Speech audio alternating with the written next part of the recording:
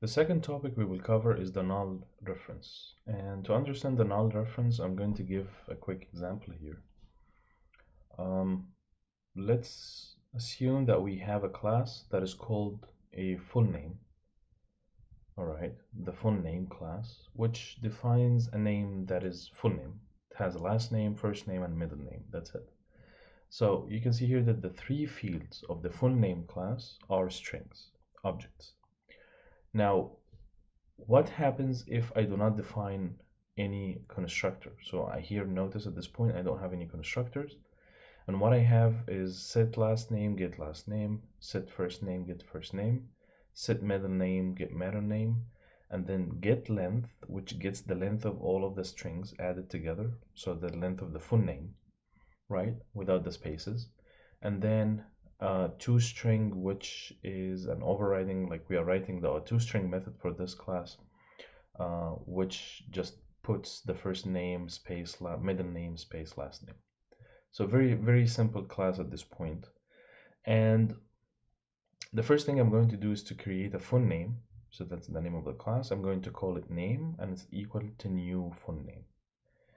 So if you visualize what is happening here with this line, what is really happening is that we have a here is the stack memory. We created an object which is name, and it's of type full name. So if I go here, I would say I have an object called name, and it's of type full name. So here's name, and this name is pointing to an object in the memory which is of type full name. And if you think about it, full name has three fields: first name,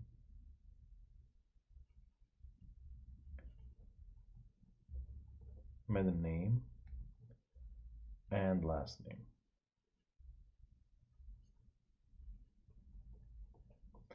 Now these three objects, these three fields are objects. So this means both, like each one of them, should be pointing to its own object,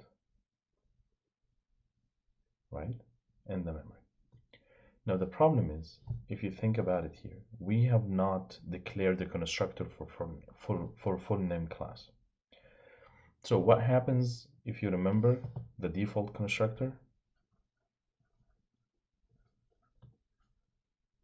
provided by Java? What does it do?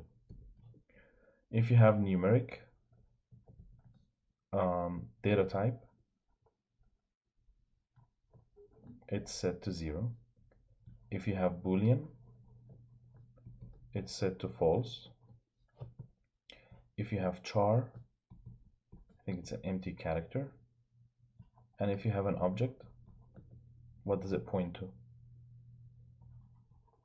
Null. So this means first name, middle name, last name, since we do not create anything here, by default, the default constructor is going to make each one of them point to nothing, null.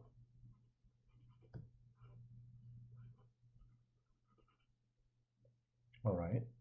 So that's just a simple visualization of, and here this is a valid address that is pointing to a full name.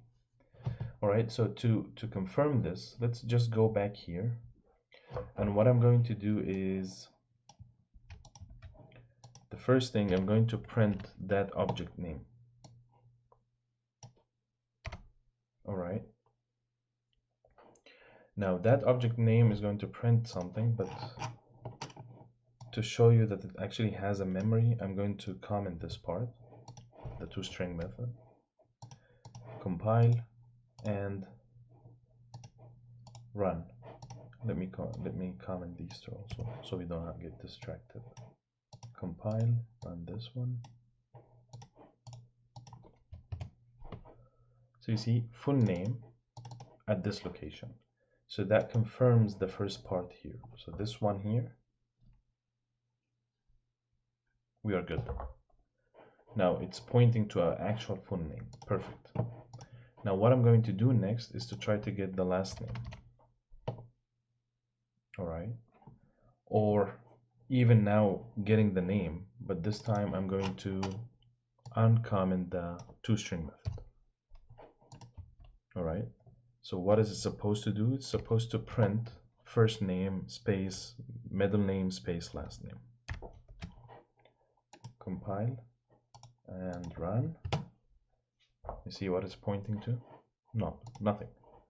So printing name means it's going to print first name space middle name space last name. This is really what it did, but actually each one of them is pointing to null, and that's why it prints null space null space null. Now the same thing if you go on and extract one of them, just get last name, it's pointing to null. Here we go. All right. So that is a problem. It's just telling you it's pointing to null. So that confirms this part here. So all of these are okay. Now that is not just the problem. All right. So the problem, like if it's just stops there and tells you it's pointing to null, that's perfectly fine, no problem.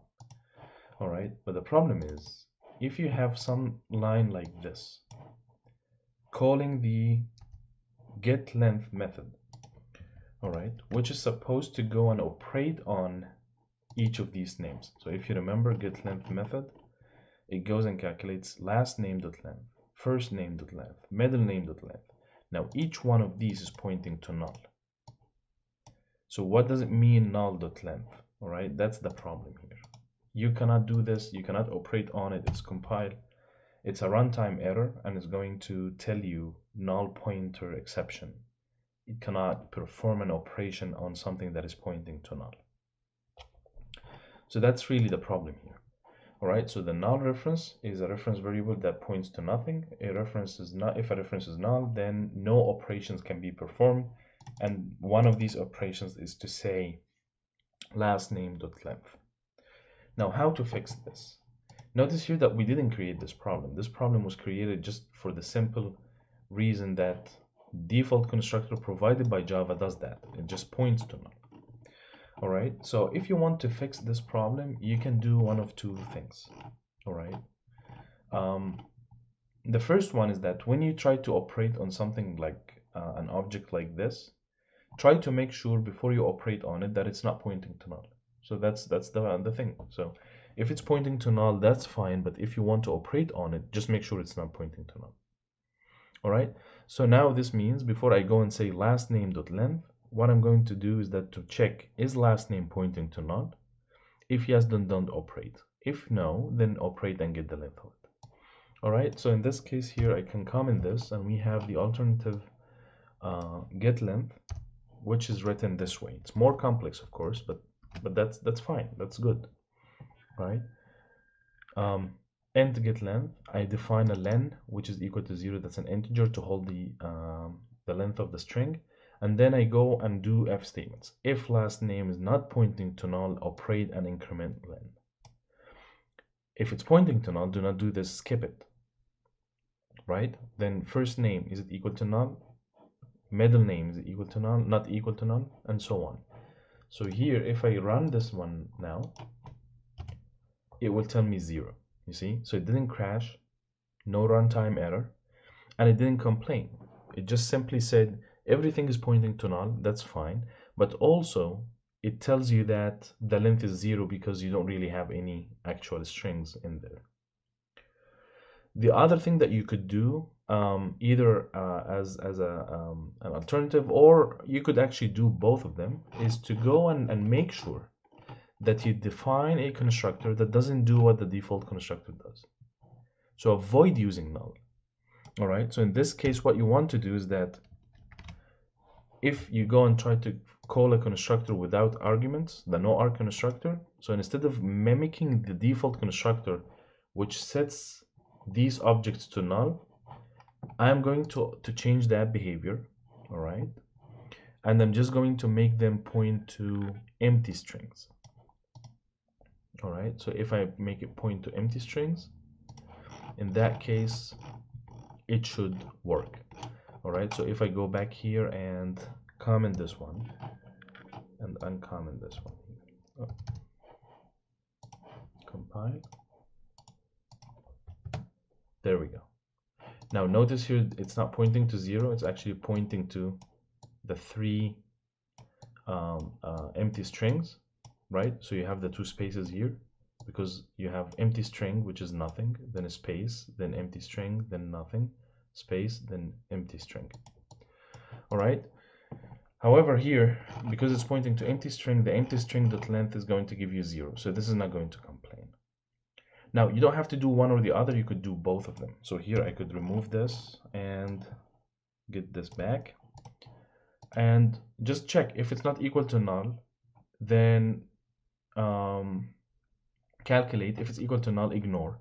And if it's not equal to null, just get the last name dot length, which is going to be empty string dot length is equal to 0. So that's perfectly fine. And it should work. There we go. All right, so that's an alternative. Declare your own constructor that should be no R constructor, which ideally should be the default constructor, but here we are just avoiding the downside of the default constructor, which is setting an object to point to null. So that's just one way to solve this problem. All right. Now the other thing that we want, so here this is just a simple demo, what I just explained here, the 2 ways to fix this, and you could do both of them at the same time. It's not one or the other. The last thing about the null pointer here is that sometimes when objects are not used, what happens is that Java regularly goes and cleans the space of the memory. All right, so to avoid cluttering the memory with things that are not used and no reference variables are pointing to, Java regularly goes and frees some of these memory, which is one of the major advantages of Java actually, is that you don't have to manually manage your memory and it takes care of it for you. This process called from its name actually is garbage collection, which is to go and collect the garbage, which is any object that is not pointed to by any reference variable. So any unused object is collected by the garbage collector.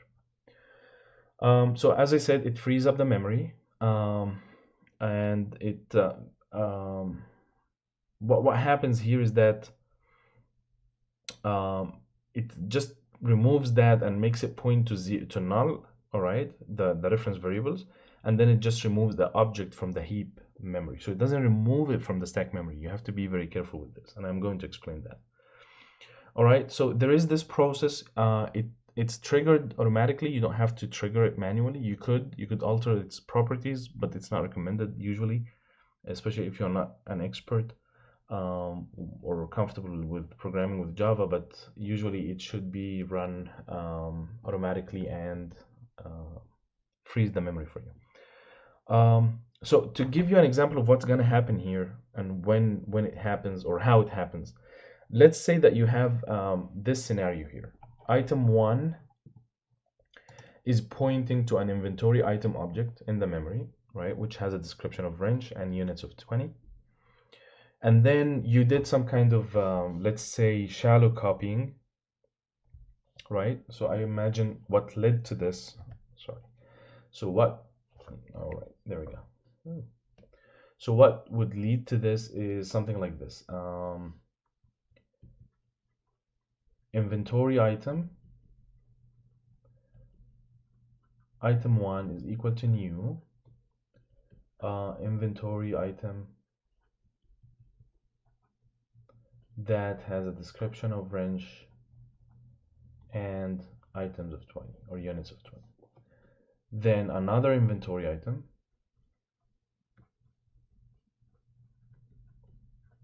item 2 is equal to item 1, and there's no space here, just 2. So that here, from what I'm seeing in this memory, I could reconstruct this. This is I imagine how we got something like this. So both of them are sharing the same address. They are pointing to the same object in the memory. Then eventually you want to change things. So you go and set item 1. So let's go here. Item 1 is set to be equal to null. So you remove that link here. It doesn't exist anymore. Then Item 2 is still pointing to the inventory item object. So the garbage collector regularly comes and sees, okay, there is that link here, right? So that link, it sees that someone in the stack memory is actually pointing to the object in the memory, and it just moves on. All right, then later on, you would do something like this. Item 2 is also equal to null. Now, during the next cycle of the garbage collector, it will come and see that this object is just floating in there. All right, nobody's using it. There is no reference variable here that is actually pointing to it. So in this case, it goes and destructs this object, and it frees up the memory so you can later on create another inventory item or another rectangle object, whatever you want. All right, now notice here that the stack memory, all right, in the stack memory, these are still there. All right, they are not deleted. This is what gets deleted, but this one, it stays there. All right, so this is something to just keep in mind.